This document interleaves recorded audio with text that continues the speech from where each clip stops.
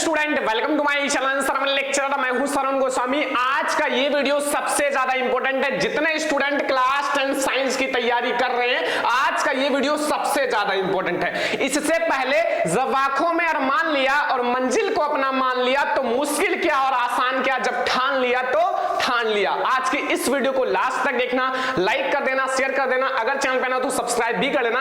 आज के इस वाली वीडियो में हम लोग जो आप लोगों का क्लास 10 साइंस है, ठीक है, क्लास 10 साइंस के सभी महत्वपूर्ण बहुविकल्पीय प्रश्नों को देखेंगे। इससे बाहर आपके बोर्ड एग्जाम में एक भी प्रश्न नहीं आएगा, ये मैं 100% गारंटी लेता हूं, ठीक है। और बोर्ड परीक्षा में जो हर साल पूछे जाते हैं वही प्रश्न आज की इस वीडियो में हम लोग देखेंगे। तो स्टूडेंट, हमारा क्वेश्चन नंबर फर्स्ट है कि लौह चूर्ण पर तनु हाइड्रोक्लोरिक अम्ल डालने से क्या होता है, ठीक है। जो हमारा लोहे का चूर्ण होता है, अगर हम लोग उस पर तनु हाइड्रोक्लोरिक अम्ल यानी कि HCl प्रवाहित करें तो क्या होगा। ऑप्शन नंबर फर्स्ट है हाइड्रोजन गैस एवं आयरन क्लोराइड बनता है। ऑप्शन नंबर बी है क्लोरीन गैस एवं आयरन हाइड्रोक्साइड बनता है। या सी है कोई अभिक्रिया नहीं होती है। या ऑप्शन नंबर डी है आयरन लवण एवं जल बनता है। तो इसका राइट ऑप्शन क्या होगा, आई होप कि आप लोगों को पता होगा। ये हमारा चैप्टर नंबर फर्स्ट का है, ठीक है। देखो, जब हम लोग लौह चूर्ण पर तनु हाइड्रोक्लोरिक अम्ल डालेंगे तो हमारा क्या बनेगा, हाइड्रोजन गैस तो बाहर निकल जाएगा एवं आयरन क्लोराइड बन जाएगा, ठीक है। तो हमारा ऑप्शन नंबर फर्स्ट जो है, ऑप्शन नंबर ए जो है वो बिल्कुल सही है कि हाइड्रोजन गैस एवं आयरन क्लोराइड बनता है। ये बहुत ही ज्यादा इंपॉर्टेंट क्वेश्चन है। सारा जितना मैं आपको क्वेश्चन बता रहा हूं ये बोर्ड एग्जाम के लिए वेरी इंपॉर्टेंट है। आपको पूरा क्वेश्चन याद करके ही जाना है, नोट कर लेना है और सारा क्वेश्चन तैयार कर लेना है। इसी वीडियो में आपका पूरा ऑब्जेक्टिव क्वेश्चन समाप्त हो जाएगा, ठीक है। तो अब हम लोग देखेंगे question number second. Question number second, अब आप लोग देखो यहां कि H2S विलयन का pH मान है बच्चों, H2S विलयन, या फिर इसी को आप लोग कह सकते हो कि अम्लीय विलयन का pH मान क्या होता है। जो अम्लीय विलयन होता है, अम्लीय विलयन का pH मान क्या होता है, ठीक है। तो pH मान बहुत ज्यादा आसान होता है। अगर मैं आपको बताऊं एक शॉर्टकट में, 0 से स्टार्ट करो, 7 तक जाओ, 7 से लेकर 14 तक जाओ, ठीक है। और 0 से 7 तक एसिड होता है, ठीक है, और 7 उदासीन होता है, और 7 से अधिक जो होता है वो बेस होता है यानी कि क्षार होता है, ठीक है। तो हमारा 7 से कम जो होगा वो क्या होगा, अम्लीय होगा, ठीक है। तो 0 तो होगा नहीं, एंड 7 नहीं होगा, 7 से कम एंड 7 से अधिक। 7 से अधिक क्षारीय होता है, 7 से कम जो होता है वो अम्लीय होता है, ठीक है। और H2S जो है ना वो एक अम्ल है, ठीक है, अम्ल है। तो ये हमारा क्वेश्चन नंबर सेकंड है, जो कि हमारा ऑप्शन नंबर सी जो है वो बिल्कुल सही है, ठीक है। अब हम लोग देखेंगे अगला क्वेश्चन। अगला क्वेश्चन यानी कि क्वेश्चन नंबर 3 देखो बच्चों। क्वेश्चन नंबर 3 में आप लोगों से क्या पूछ रहा है यहां कि निम्नलिखित में से अम्लीय लवण है। निम्नलिखित में से अम्लीय लवण कौन सा। अब इसमें आपको अम्लीय लवण बताना है। ऑप्शन नंबर फर्स्ट है NaCl, ऑप्शन नंबर बी है NaHSO4, सी है Na2SO एंड KCN, ठीक है बच्चों। तो अम्लीय लवण में हाइड्रोजन आयन पाया जाता है, ठीक है। क्या पाया जाता है, हाइड्रोजन आयन। तो इन चारों में से किसमें हाइड्रोजन आयन है, हाइड्रोजन आयन हमारा इसमें है NaHSO4। तो दिस इज अम्लीय लवण, ठीक है। ये हमारा बी वाला ऑप्शन बिल्कुल सही है, NaHSO4 करेक्ट ऑप्शन हमारा बी वाला है, ठीक है। तो ये हमारा क्वेश्चन नंबर 3 का ऑप्शन नंबर बी बिल्कुल सही है। सारा क्वेश्चन नोट करो, याद करो, बोर्ड एग्जाम में लिख कर आना, छोड़कर नहीं आना। टॉपर बनना है तो पढ़ना होगा अच्छे से। मैं आप लोगों के लिए मेहनत कर रहा हूं, अच्छे से पढ़ा रहा हूं, ठीक है। तो ये हमारा क्वेश्चन नंबर 3 है। अब हम लोग देखेंगे क्वेश्चन नंबर 4। क्वेश्चन नंबर 4 देखो बच्चों, यहाँ की पेयजल को जीवाणु रहित करने में प्रयोग किया जाता है। जो पेयजल है, पेयजल को अगर जीवाणु रहित करना है तो उसमें क्या प्रयोग किया जाता है, ठीक है। आप लोग क्वेश्चन को नोट कर लेना। ऑप्शन नंबर ए है CaOCl2, बी है CaCl2 एंड सी है CuCl2 एंड डी है CaCO3, ठीक है। तो जो पेयजल है अगर उसको हमें जीवाणु रहित करना है तो उसके लिए हम लोग किसका प्रयोग करेंगे, हमारा स्टूडेंट है CaOCl2 यानी कि हमारा CaOCl2, जिसे हम लोग कैल्शियम ऑक्सीक्लोराइड कहते हैं, ठीक है। कैल्शियम ऑक्सीक्लोराइड हमारा ऑप्शन नंबर ए जो है वो बिल्कुल सही है। ऑप्शन नंबर ए जो है वो हमारा बिल्कुल सही है। क्वेश्चन नंबर 4 का ऑप्शन नंबर ए हमारा बिल्कुल सही है। अगला क्वेश्चन हम लोग देखेंगे।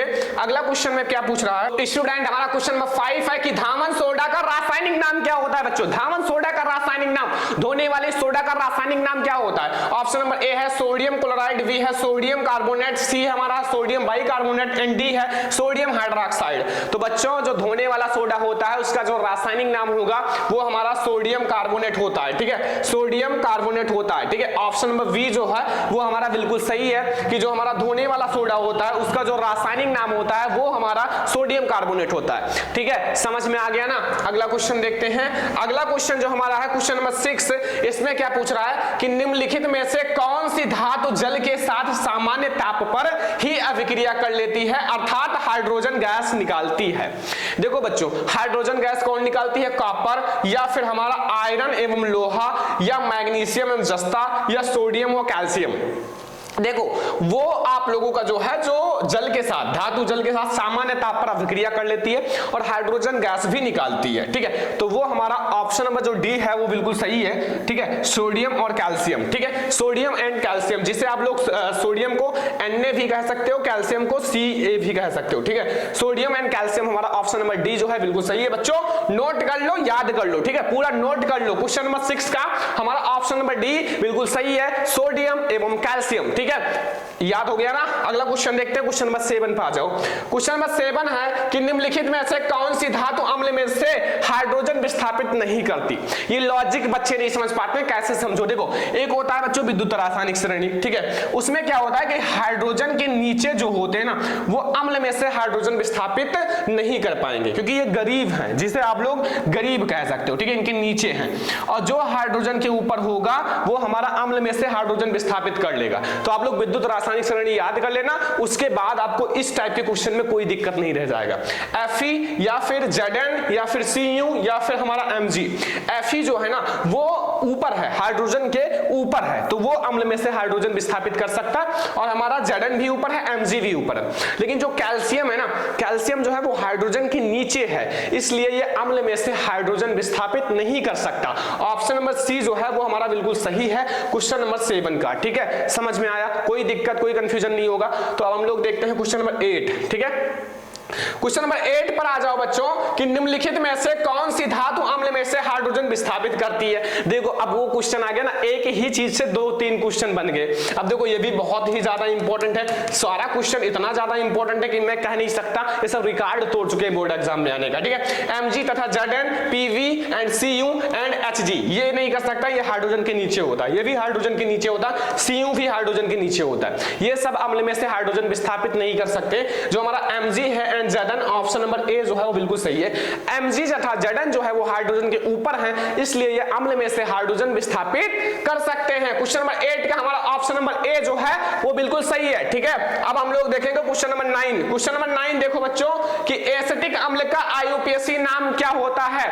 एसिटिक अम्ल का IUPAC नाम तो सभी बच्चों को पता होगा, जिसका सूत्र होता है CH3COOH। अब बच्चों इसमें 2 कार्बन है और हमारा COOH यानी कि कार्बोक्सिलिक समूह जुड़ा हुआ है, इसमें ओइक लगाया जाता है, तो एक कार्बन को मेथ और 2 कार्बन को एथ। ठीक है, तो एथेनोइक अम्ल हो जाएगा। क्या हो जाएगा? कहीं आप देखो ऑप्शन है, हाँ ये हमारा ऑप्शन नंबर बी जो है बिल्कुल सही है, एथेनोइक अम्ल हमारा बिल्कुल सही है। ठीक है, एसिटिक अम्ल का जो IUPAC नेम होगा वो हमारा एथेनोइक अम्ल हो जाएगा। हमारा क्वेश्चन नंबर 9 का ऑप्शन नंबर बी बिल्कुल सही है, याद रखना बच्चों। ठीक है, अगला क्वेश्चन देखते हैं, क्वेश्चन नंबर 10। क्वेश्चन नंबर 10 अब आप लोग फोकस करो कि फॉर्मेल्डिहाइड का IUPAC नाम क्या होता है? फॉर्मेल्डिहाइड का IUPAC नेम क्या होता है? ठीक है, फॉर्मेल्डिहाइड का, फॉर्मेल्डिहाइड होगा या मेथेनॉल होगा या एथेनॉल होगा या एसिटाल्डिहाइड होगा। ठीक है, तो जो हमारा फॉर्मेल्डिहाइड होता है, फॉर्मेल्डिहाइड का IUPAC नेम जो होता है बच्चों वो हमारा मेथेनॉल होता है, क्योंकि इसमें एक ही कार्बन होता है और एक कार्बन को मेथ कहा जाता है और इसमें अल जोड़ा जाता है, तो मेथेनॉल हमारा ऑप्शन नंबर 10 का, हमारा क्वेश्चन नंबर 10 का ऑप्शन नंबर बी बिल्कुल सही है। ठीक है, हमारा मेथेनॉल बिल्कुल सही है। ठीक है, तो अब हम लोग देखेंगे अगला क्वेश्चन। स्टूडेंट अब हम लोग देखेंगे क्वेश्चन नंबर 11। क्वेश्चन नंबर 11 में पूछ रहा है खाना बनाते समय यदि बर्तन की तली बाहर से काली हो रही है तो इसका मतलब क्या है? इसका मतलब बताइए। ठीक है, ऑप्शन नंबर ए है भोजन पूरी तरह से नहीं पका है, बी है ईंधन पूरी तरह से नहीं जल रहा है, सी है ईंधन आर्द्र है मतलब थोड़ा सा नमी है। ठीक है, एंड डी है ईंधन पूरी तरह से जल रहा है। ठीक है, तो ये क्वेश्चन का आंसर सभी बच्चों को नहीं पता होगा क्योंकि इंपॉर्टेंट है लेकिन थोड़ा सा अलग टाइप का है। तो बच्चों इसका हमारा राइट आंसर जो होगा कि ईंधन हमारा जो है वो पूरी तरह से नहीं जल रहा है। ईंधन अगर पूरी तरह से जल रहा होता तो ये नहीं होता, तो हमारा ऑप्शन नंबर बी जो है बिल्कुल सही है कि ईंधन जो है वो पूरी तरह से नहीं जल रहा है। ठीक है, ऑप्शन नंबर बी जो है वो हमारा बिल्कुल सही है, याद रखना। ठीक है, अब हम लोग देखेंगे क्वेश्चन नंबर 12। क्वेश्चन नंबर 12 में देखो बच्चों कि यहां लिखा एसिटिक अम्ल में कितने अम्लीय विस्थापनीय परमाणु हैं? ठीक है, अम्लीय देखो एसिटिक अम्ल में कितने अम्लीय विस्थापनीय हाइड्रोजन परमाणु हैं? ठीक है, एसिटिक अम्ल में। ठीक है, ऑप्शन नंबर ए है 1, बी है 2, सी है 3 या डी है 4। तो बच्चों जो एसिटिक अम्ल में हमें अम्लीय विस्थापनीय परमाणु बताना है, ठीक है, पूरा नहीं बताना है, तो उसमें हमारे ओनली 1 है। कितना है बच्चों? ओनली 1। ऑप्शन नंबर फर्स्ट हमारा बिल्कुल सही है, क्योंकि हमारा CH3COOH और इसमें अम्लीय विस्थापनीय जो हमारा हाइड्रोजन परमाणु है वो ओनली 1 है, ठीक है, तो वो हमारा ऑप्शन नंबर फर्स्ट बिल्कुल सही है। अगला क्वेश्चन नंबर हमारा 13 है कि Li जो है विकर्ण संबंध दर्शाता है। Li किसके साथ विकर्ण संबंध दर्शाता है? ऑप्शन नंबर फर्स्ट है Na के साथ, V है K के साथ, C है Al के साथ, Mg के साथ। तो Li जो है वो किसके साथ विकर्ण संबंध दर्शाता है, ये आप लोगों को क्वेश्चन नंबर 13 में बताना है। तो बच्चों Li जो है वो मैग्नीशियम यानी कि Mg के साथ विकर्ण संबंध दर्शाता है। किसके साथ? मैग्नीशियम यानी कि Mg के साथ हमारा जो Li है, लिथियम है, वो विकर्ण संबंध दर्शाता है। अब हम लोग देखेंगे अगला क्वेश्चन में हमारा 14 है, ध्यान से देखो सारा, कि निरूपक और प्रारूपिक तत्व है। निरूपक प्रारूपिक तत्व क्या है? Na है या K है या Sc है या He है? तो बच्चों निरूपक जो प्रारूपिक तत्व है वो हमारा Na है, यानी कि आपका सोडियम है, ठीक है, Na सोडियम, ठीक है। सभी बच्चे ध्यान से समझो जितना मैं आपको बता रहा हूं, आपका Na ऑप्शन नंबर ए जो है वो बिल्कुल सही है, ठीक है। ये हमारा क्वेश्चन नंबर 14 है। अब हम लोग देखेंगे क्वेश्चन नंबर 15, ठीक है। क्वेश्चन नंबर 15 पर अब आ जाओ कि पादपों में वायु प्रदूषण कम करने की प्रक्रिया। जो पादप होते हैं, पेड़ पौधे होते हैं, अगर हमें उसमें वायु प्रदूषण कम करना है तो फिर हमें क्या करना होगा? श्वसन जरूरी है या प्रकाश संश्लेषण या वाष्प उत्सर्जन या फिर हमारा प्रोटीन संश्लेषण? देखो श्वसन तो इंपॉर्टेंट है नहीं, वाष्प उत्सर्जन से उत्सर्जन होता है, ठीक है, ना कि प्रदूषण कम करा जाता है। तो उसके लिए प्रकाश संश्लेषण हमारा राइट आंसर हो जाएगा। ऑप्शन नंबर बी जो है वो हमारा बिल्कुल सही है कि पादपों में जो वायु प्रदूषण कम करने की प्रक्रिया है वो हमारा प्रकाश संश्लेषण है। क्या है? प्रकाश संश्लेषण। हमारा ऑप्शन नंबर बी जो है वो बिल्कुल सही है क्वेश्चन नंबर 15 का, ठीक है। अब हम लोग देखेंगे क्वेश्चन नंबर 16, ठीक है। तो बच्चों हमारा क्वेश्चन नंबर 16 जो है वो आप लोग ध्यान से समझो। क्वेश्चन नंबर 16 देखो, क्वेश्चन नंबर 16 में पूछ रहा है कि पाइरुवेट के विखंडन में यह कार्बन हाइड्रोक्साइड जल, ठीक है, तथा ऊर्जा देता है और यह क्रिया होती है कोशिका द्रव्य में या विहम माइटोकॉन्ड्रिया में या हरित लवक में या केंद्रक में। तो अगर आपको इसका राइट आंसर बताना है, मान लो आपके बोर्ड एग्जाम में आ गया, तो आई होप कि आप लोगों को पता होगा, ठीक है, क्योंकि ये आपका जैव प्रक्रम चैप्टर से है। इसका राइट आंसर होगा माइटोकॉन्ड्रिया में, ठीक है, कि पाइरुवेट के विखंडन में यह कार्बन डाइऑक्साइड जल तथा हमारा ऊर्जा देता है। तो यह प्रक्रिया हमारा कहां होती है? माइटोकॉन्ड्रिया में। कहां होता है? माइटोकॉन्ड्रिया में, ठीक है। हमारा ऑप्शन नंबर जो बी है वो बिल्कुल सही है, ठीक है। अब हम लोग देखेंगे अगला क्वेश्चन नंबर 17। बच्चों इसमें पूछ रहा है कि स्वपोषी पोषण के लिए आवश्यक है। जो स्वपोषी पोषण होते हैं, जो स्वयं अपना भोजन बनाते हैं, उनके लिए क्या क्या चीजें आवश्यक होती हैं? कार्बन डाइऑक्साइड तथा जल या क्लोरोफिल या सूर्य का प्रकाश या उपयुक्त में से सभी, ठीक है। तो हमारा जो स्वपोषी पोषण होता है, अगर उनको भोजन बनाना है तो कार्बन डाइऑक्साइड यानी कि CO2 भी जरूरी है और H2O भी जरूरी है, जल भी और कार्बन डाइऑक्साइड भी, क्लोरोफिल भी, सूर्य का प्रकाश भी, ठीक है। तो भैया उपयुक्त सभी हमारा राइट आंसर हो जाएगा कि कार्बन डाइऑक्साइड भी जरूरी है, जल भी जरूरी है, क्लोरोफिल भी जरूरी है, सूर्य का प्रकाश भी जरूरी है। तो स्वपोषी पोषण के लिए सारी चीजें जरूरी है। तो हमारा ऑप्शन नंबर डी जो है वो बिल्कुल सही है, ठीक है। अगला क्वेश्चन आ जाओ क्वेश्चन नंबर 18 पर। क्वेश्चन नंबर 18 है कि फ्लोएम द्वारा भोजन का स्थानांतरण होता है। जो फ्लोएम होता है, एक होता है जाइलम, एक फ्लोएम, ये दो ऊतक होते हैं, ठीक है। तो जो फ्लोएम होता है, फ्लोएम के द्वारा अगर आपको भोजन का स्थानांतरण होता है तो सुक्रोज के रूप में या प्रोटीन के रूप में या हार्मोन्स के रूप में या वसा के रूप में। तो बच्चों जो फ्लोएम के द्वारा अगर आपको भोजन का स्थानांतरण करना है तो हमारा सुक्रोज के रूप में होता है। किसके रूप में? सुक्रोज के रूप में हमारा भोजन का स्थानांतरण होता है फ्लोएम ऊतक के द्वारा, ठीक है। तो ये हमारा ऑप्शन नंबर ए जो है वो बिल्कुल सही है क्वेश्चन नंबर 18 का, ठीक है। अब हम लोग देखेंगे क्वेश्चन नंबर 19। क्वेश्चन नंबर 19 पर आप आ जाओ कि पादप में जाइलम उत्तरदायी है। जो पेड़ पौधे होते हैं, पादप होते हैं, उसमें जाइलम क्या करता है? जाइलम किसके लिए उत्तरदायी है? जल वहन के लिए या भोजन का वहन के लिए या अमीनो अम्ल का वहन के लिए, ऑक्सीजन के वहन के लिए, ठीक है। तो जो पादप होते हैं, पेड़ पौधे होते हैं, उनमें जो जाइलम होता है, जाइलम किसके लिए उत्तरदायी होता है? तो जाइलम जो होता है, जा से क्या होता है? जाइलम, और जा से जल। और फ्लोएम का क्या होता है? फ्लोएम, ठीक है, फ्लोएम फूड के लिए स्थानांतरण के लिए काम आता है, ठीक है। तो जाइलम हमारा जल का स्थानांतरण करता है, यानी कि ऑप्शन नंबर ए जो है वो हमारा बिल्कुल सही है कि जो जाइलम है वो जल का वहन करेगा हमारा पादप या पेड़ पौधे में। ऑप्शन नंबर ए जो है वो हमारा बिल्कुल सही है, ठीक है। अगला क्वेश्चन आ जाओ, क्वेश्चन नंबर 20 पर अब आ जाते हैं। ठीक है, क्वेश्चन नंबर 20 अब आप लोग फोकस करो कि मनुष्य में वृक्क जो है एक तंत्र का भाग है जो संबंधित है। जो मनुष्य होते हैं उसमें जो वृक्क है, वृक्क एक तंत्र का भाग है जो किससे संबंधित है? वृक्क पोषण से, श्वसन से, उत्सर्जन से या फिर परिवहन से। तो बच्चों जो वृक्क होता है एक मुख्य उत्सर्जी अंग होता है। क्या होता है? एक मुख्य उत्सर्जी अंग होता है। तो बच्चों अगर ये मुख्य उत्सर्जी अंग है तो वृक्क किससे संबंधित होगा? वृक्क हमारा उत्सर्जन से ही संबंधित होगा।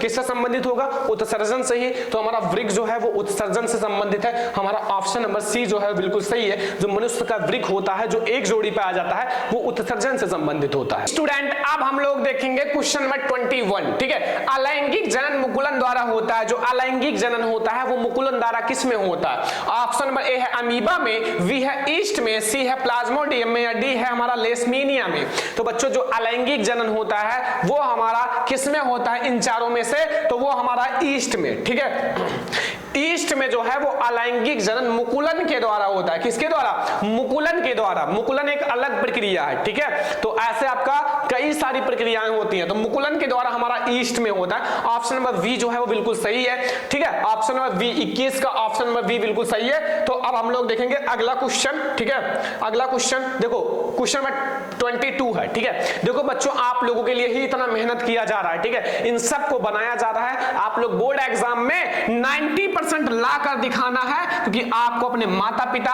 और साथ में श्रवण लेक्चरर चैनल का भी नाम आगे ले जाना है। ठीक है, आप लोग जरूर बताना अगर हमारे चैनल से पढ़कर आप लोग बोर्ड एग्जाम में टॉपर बनोगे। ठीक है, आप लोगों के लिए अवार्ड भी दिया जाएगा। ठीक है, तो आप लोग यहां देखो प्राग कोश में होते हैं। ठीक है, प्राग कोश में क्या होते हैं? वाहिदल या अंडाशय या अंडप या प्राग कण। तो जो प्राग कोश होता है, देखो बच्चों एक तो ट्रिक है कि प्राग कोश, ठीक है, प्राग कोश से आप लोगों के इसके अंदर परागकण होता है। क्या होता है? परागकण, जो एक नर जननांग होता है। और ये नर जननांग जब वर्तिकाग्र पर जाता है मादा जननांग के, तो फिर जानती हो फर्टिलाइजेशन जैसे होता है वैसे इसमें आप लोगों का परागण होता है। ठीक है, तो पराग कोश के अंदर परागकण पाया जाता है। ठीक है, क्वेश्चन नंबर आपका 22 का ऑप्शन नंबर डी बिल्कुल सही है। याद रखना, बहुत ज्यादा इंपॉर्टेंट है। तो अब हम लोग देखेंगे अगला question, question number 23।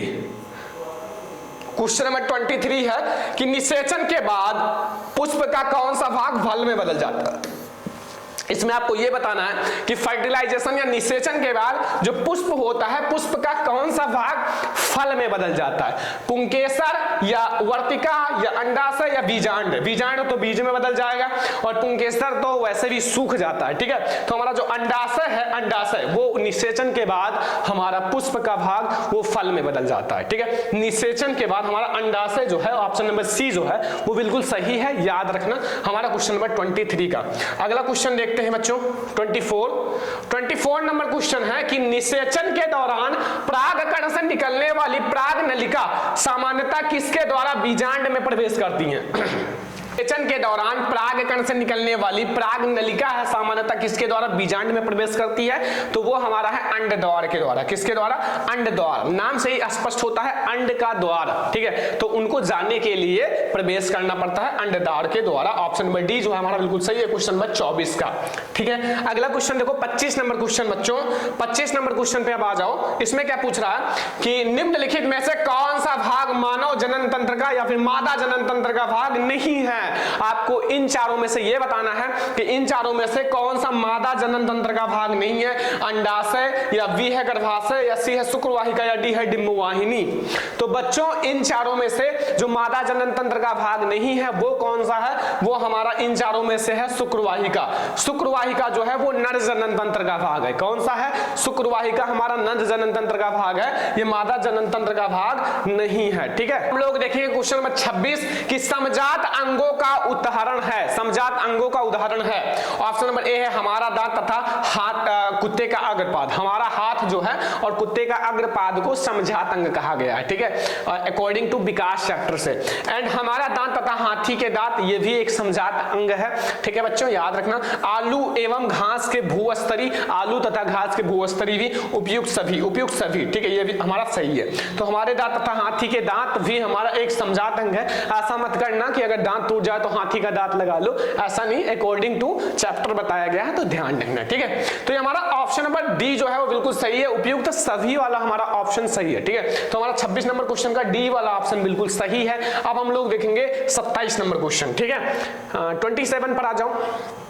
27 number question है कि पुष्प के नर भाग को कहते हैं, जो पुष्प का नर भाग होता है उसको क्या कहा जाता है? पुमंग कहा जाता है, या जायांग कहा जाता है, बीजांड कहा जाता है, या अंडाशय? अंडाशय तो कहा नहीं जाता, बीजांड भी नहीं कहा जाता, ठीक है। और हमारा जायांग जो है वो मादा जनन तंत्र को कहा जाता है। किसको कहा जाता है? मादा जनन तंत्र को। तो हमारा नर जनन तंत्र को पुमंग कहा जाता है। नर जनन तंत्र को क्या कहा जाता है? पुमंग कहा जाता है। तो ऑप्शन नंबर ए जो है वो हमारा बिल्कुल सही है कि हमारा नर जनन तंत्र को पुमंग कहा जाता है। तो हमारा 27 नंबर क्वेश्चन हो गया।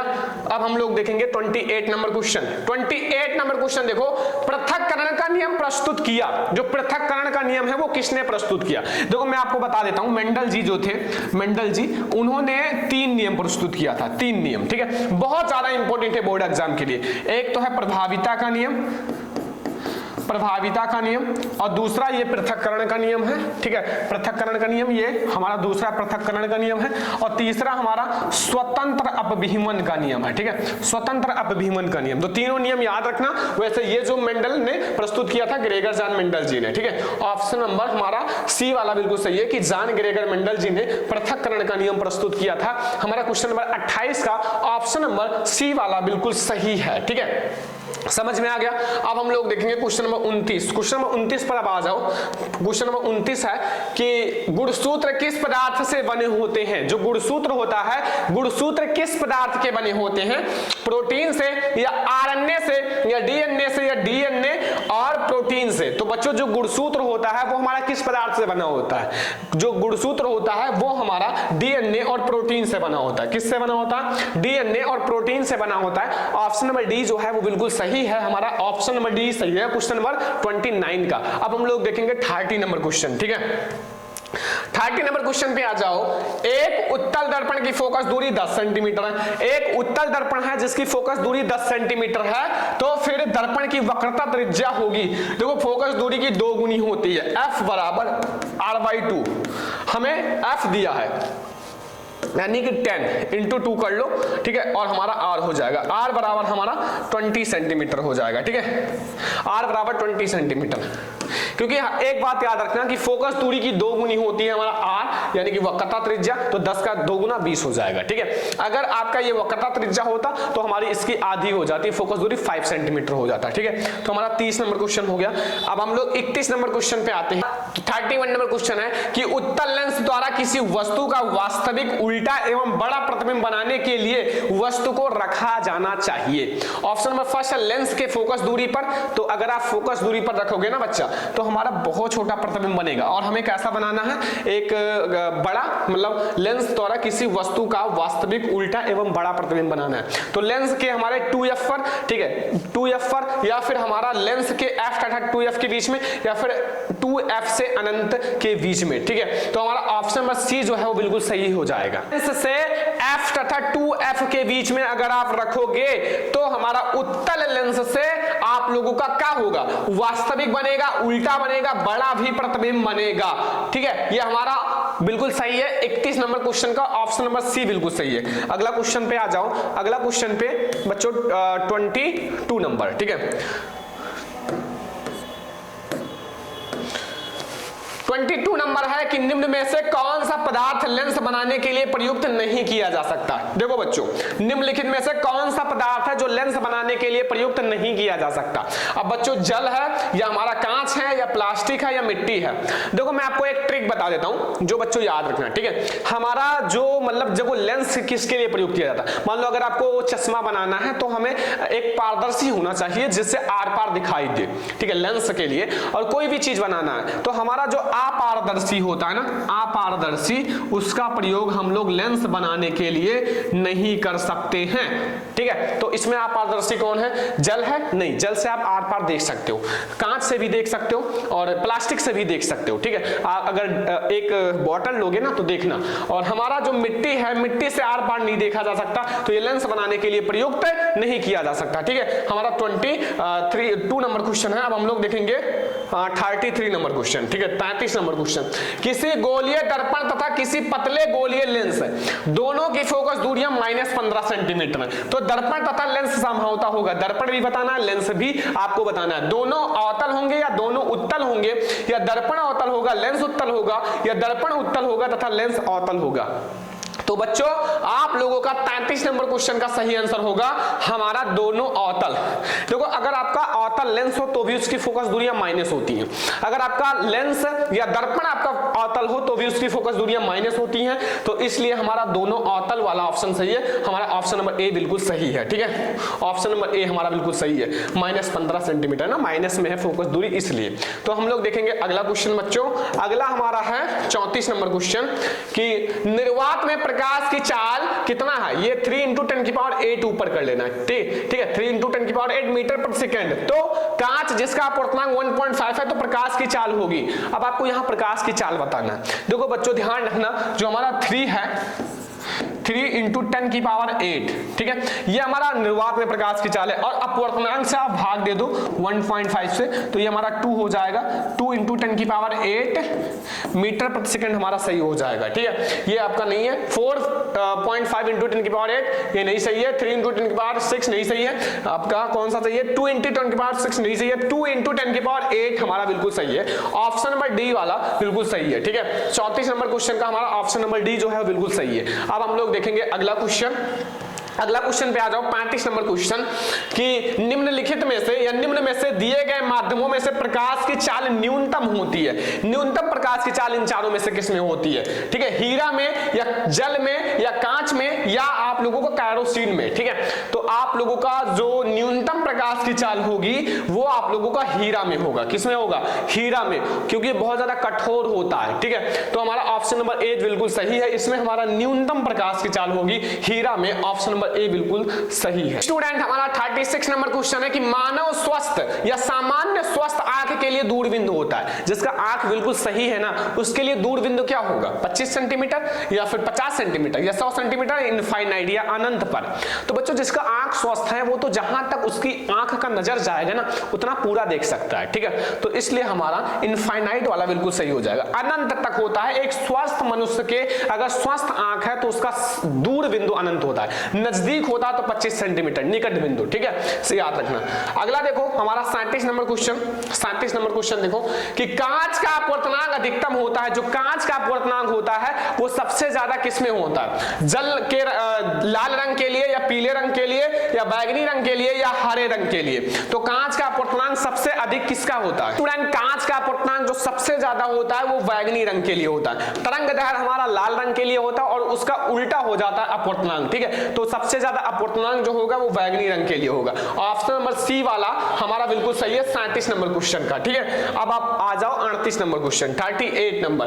अभिनेत्र लेंस की फोकस दूरी में परिवर्तन किया जा सकता है। अभिनेत्र लेंस की फोकस दूरी में परिवर्तन किया जाता है पुतली द्वारा या दृष्टि पटल द्वारा या पश्चिमावी द्वारा या परितारिका के द्वारा, ठीक है। तो अभिनेत्र लेंस की फोकस दूरी में अगर परिवर्तन करना है तो पुतली द्वारा कर सकते हैं, दृष्टि पटल द्वारा या पश्चिमावी द्वारा, परितारिका द्वारा, ठीक है। तो हमारा पश्चिमावी के द्वारा कर सकते हैं। किसके द्वारा? पश्चिमावी के द्वारा। ऑप्शन नंबर सी जो है वो बिल्कुल सही है कि पश्चिमावी के द्वारा अभिनेत्र लेंस की फोकस दूरी में परिवर्तन कर सकते हैं, ठीक है। 39 नंबर क्वेश्चन अब देखो। 39 नंबर क्वेश्चन है कि विद्युत धारा का एसआई मात्रक। बहुत ज्यादा इंपॉर्टेंट क्वेश्चन, छोटा सा क्वेश्चन है, बोर्ड एग्जाम में मात्रक आते हैं, ठीक है। कूलाम होता है या एम्पियर होता है या जूल होता है या फिर ओम होता है। तो विद्युत धारा का एसआई मात्रक बताना है। एसआई मात्रक, ठीक है, तो वो हमारा होता है एम्पियर। क्या होता है? एम्पियर, ठीक है। अब आप लोग एक कमेंट कर देना बच्चों कि प्रतिरोध का एसआई मात्रक, प्रतिरोध का एसआई मात्रक फटाफट से बच्चों कमेंट बॉक्स में बताते चलो और वीडियो को लाइक करते चलो। चैनल पर नया तो सब्सक्राइब कर लेना क्योंकि ये सब आप लोगों के लिए ही किया जा रहा है, ठीक है। अगला क्वेश्चन आ जाओ, हम लोग देखेंगे अगला 40 नंबर क्वेश्चन। देखो इसमें वो आलू भाई आ गया। प्रतिरोध का मात्रक होता है, इसमें तो मैं आपको बता ही दूंगा। प्रतिरोध का मात्रक ओम होता है या ओम प्रति मीटर होता है या ओम मीटर होता है या मीटर प्रति ओम होता है। तो प्रतिरोध का जो एसआई मात्रक होगा या प्रतिरोध का जो मात्रक होगा वो ओम होता है। क्या होता है? ओम होता है। ओम हमारा बिल्कुल सही है, ऑप्शन नंबर ए वाला बिल्कुल सही है। ठीक है, ये हमारा 40 नंबर क्वेश्चन। स्टूडेंट अब हमारा 41 नंबर क्वेश्चन है कि 1 किलोवाट घंटा में जूल की संख्या होती है। 1 किलोवाट घंटा में जूल की संख्या कितनी होती है, ये आप लोगों को बताना है। 1 किलोवाट घंटा में 3.6 इंटू 10 की पावर 3 या 3.6 इंटू 10 की पावर 4 या 3.6 इंटू 10 की पावर 5 या 3.6 इंटू 10 की पावर 6। ठीक है, इसको मैंने निकलवा रखा है। आप लोग अगर इस चैप्टर को देखोगे तो उसमें बताया है, मैंने अच्छे से डिटेल में उसको हल करके बताया है। ठीक है, तो इसलिए मैं आपको यहां डायरेक्ट बता देता हूं, आप लोगों को नहीं पता होगा तो देख लेना वीडियो में। ठीक है, तो हमारा 3.6 इंटू 10 की पावर 6 वाला बिल्कुल सही है, ऑप्शन हमारा डी वाला बिल्कुल सही है, 3.6 इंटू 10 की पावर 6। ठीक है, 1 किलोवाट घंटा कर लेना और इसको आप लोग घंटा को सेकंड में बदल देना, फिर आप लोग उसको जूल में कर लेना। ठीक है, तो अब हम लोग देखेंगे 42 नंबर क्वेश्चन। 42 नंबर क्वेश्चन देखो कि विद्युत ऊर्जा की इकाई मात्रक होता है, विद्युत ऊर्जा की इकाई मात्रक बताना है। वाट होता है या किलोवाट होता है या किलोवाट प्रति घंटा या किलोवाट घंटा। ठीक है, विद्युत ऊर्जा की इकाई मात्रक क्या होती है? विद्युत ऊर्जा की जो इकाई मात्रक होता है वो हमारा किलोवाट घंटा होता है। किलोवाट घंटा, ऑप्शन नंबर डी जो है वो हमारा बिल्कुल सही है, किलोवाट घंटा हमारा सही है, ऑप्शन नंबर डी वाला हमारा बिल्कुल सही है, किलोवाट घंटा। ठीक है, अगला क्वेश्चन आ जाओ, अगला क्वेश्चन अब आ जाओ। ठीक है, 43 है कि किसी चालक या किसी विद्युत बल्ब का अनुक्रमांक जो है वो 220 वोल्ट है और 100 वाट है। ठीक है, जब इसे 110 वोल्ट पर प्रचलित करते हैं तब इसके द्वारा उपभोक्त शक्ति कितनी होती है? इसके द्वारा जो उपभोक्त शक्ति है वो कितनी होती है बच्चों? तो इसको मैंने पढ़ा रखा है, सॉल्व भी करा रखा है, उसमें 50 वाट होगा, उसकी शक्ति जो होगी ना बच्चा वो 50 वाट होगा। आप लोग सॉल्व कर लेना, फार्मूला मैंने बता रखा है, सारे फार्मूला को आप लोग उसी फार्मूले पे इनके वैल्यू रखना, तुरंत आ जाएगा, कुछ नहीं है। ठीक है, तो हमारा 44 नंबर अब हम लोग क्वेश्चन देखेंगे। 44 नंबर क्वेश्चन में पूछ रहा है कि विद्युत धारा उत्पन्न करने की युक्ति है, विद्युत धारा उत्पन्न करने की युक्ति कौन सी है? जनित्र है या गैल्वेनोमीटर है या अमीटर है या मोटर है? तो बच्चों विद्युत धारा उत्पन्न करने की जो युक्ति है वो हमारा जनित्र है। क्या है? जनित्र है। ठीक है, विद्युत धारा उत्पन्न करने की जो युक्ति है बच्चों वो हमारा ऑप्शन नंबर ए है, जनित्र। ठीक है, याद रखना। आपका 44 का ऑप्शन नंबर ए बिल्कुल सही है। अब हम लोग देखेंगे 45 नंबर क्वेश्चन देखो कि डायनमो परिवर्तित करता है विद्युत जनित्र में रूपांतरण होता है। ठीक है, ऑप्शन नंबर ए है रासायनिक ऊर्जा को विद्युत ऊर्जा में या ध्वनि ऊर्जा को चुंबकीय ऊर्जा में या हमारा यांत्रिक ऊर्जा को विद्युत ऊर्जा में या यांत्रिक ऊर्जा को प्रकाश ऊर्जा में। ठीक है, डायनमो परिवर्तित करता है। ठीक है, डायनमो होता है, डायनमो जो होता है वो हमारा यांत्रिक ऊर्जा को विद्युत ऊर्जा में परिवर्तित करता है, यांत्रिक ऊर्जा को विद्युत ऊर्जा में। ठीक है, यांत्रिक ऊर्जा को विद्युत ऊर्जा में परिवर्तित करता है। ऑप्शन नंबर सी वाला हमारा बिल्कुल सही है। ठीक है, हमारा क्वेश्चन नंबर 45 का 46 नंबर क्वेश्चन पे आ जाओ यहां कि वेबर किस राशि का मात्रक है? वेबर किस राशि का मात्रक है? चुंबकीय क्षेत्र की तीव्रता, चुंबकीय फ्लक्स का या चुंबकीय फ्लक्स घनत्व का या विद्युत क्षेत्र की तीव्रता का? तो वेबर किस राशि का मात्रक है? फ्रेंड जो वेबर है, वेबर हमारा चुंबकीय फ्लक्स राशि का मात्रक है या चुंबकीय फ्लक्स का मात्रक है। ठीक है, ऑप्शन नंबर बी वाला हमारा बिल्कुल सही है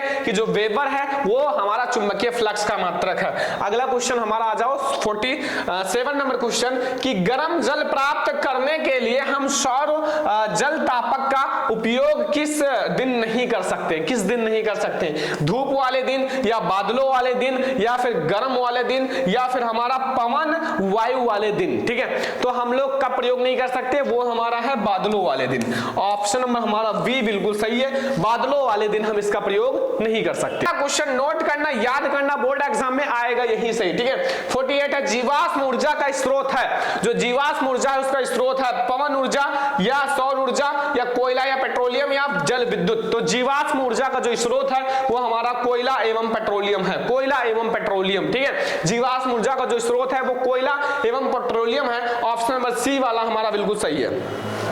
अगला क्वेश्चन आ जाओ, अगला क्वेश्चन है कि यहां निम्न में से कौन आहार श्रृंखला का निर्माण करता है? निम्न में से कौन है जो आहार श्रृंखला का निर्माण करता है? घास, गेहूं तथा आम या घास, बकरी तथा मानव या सी है बकरी, गाय तथा हाथी, या घास, मछली तथा बकरी। ठीक है, तो ये 4 ऑप्शन है, इसको आप लोग देखिए स्टूडेंट। इसका जो हमारा राइट आंसर होगा वो हमारा क्या होगा, घास। देखो घास जो है वो बकरी खाता है, और बकरी को या मानव भी खाते हैं, ठीक है, जो मांसाहारी होते हैं। तो ऑप्शन नंबर बी हमारा बिल्कुल सही है। ठीक है, तो ये हमारा 49 नंबर क्वेश्चन है, और अब हम लोग 50 नंबर यानी कि 50 नंबर क्वेश्चन में आप लोगों से सबसे पहले मैं आप लोगों को बता दूं, जितने स्टूडेंट इस वीडियो को देख रहे हैं वो लोग हमें इंस्टाग्राम पे फॉलो जरूर कर लेना। हमारा इंस्टाग्राम आईडी है सरमन 20,000। तो जितने बच्चे फॉलो नहीं किए हैं फॉलो कर लेना, इसका लिंक मैं डिस्क्रिप्शन में दे दूंगा। सारे बच्चों आप लोग इसको जरूर फॉलो करना। ठीक है, इसको आप लोग फॉलो कर लेना, ताकि हम आप लोगों के लिए उस पर बहुत अच्छे अच्छे मोटिवेशनल वीडियोस लाते हैं।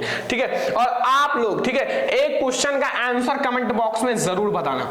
एक क्वेश्चन का आंसर आप लोग कमेंट बॉक्स में जरूर बताना। स्टूडेंट आप लोग बताना कि जो बेकिंग सोडा होता है, बेकिंग सोडा का रासायनिक नाम एवं सूत्र भी बताना है। ठीक है, बेकिंग सोडा का रासायनिक नाम एवं सूत्र आप लोगों को कमेंट बॉक्स में बताना है। ठीक है, ऐसे ही मैं आपको और भी क्वेश्चंस पूछूंगा अगर आप लोग क्वेश्चन का आंसर बताओगे। ठीक है, तो आज का ये वीडियो अगर आप लोगों को पसंद आया हो तो इस वीडियो को ज्यादा से ज्यादा लाइक करना। इससे बाहर आपके बोर्ड एग्जाम में एक भी क्वेश्चन नहीं आएगा, ये बहुत सारे इंपॉर्टेंट क्वेश्चन है। ठीक है, तो आज की इस वाली वीडियो को सभी बच्चे यार लाइक करना, जितने बच्चे देख रहे हैं शेयर करना अपने फ्रेंड्स के साथ, क्योंकि बहुत ज्यादा मेहनत किया गया है। अगर चैनल पर नहीं आए तो सब्सक्राइब जरूर कर लेना। ठीक है, ये वीडियो बहुत ज्यादा इंपॉर्टेंट है। तो हम लोग मिलेंगे नेक्स्ट इंपॉर्टेंट वीडियो में, तब तक के लिए धन्यवाद।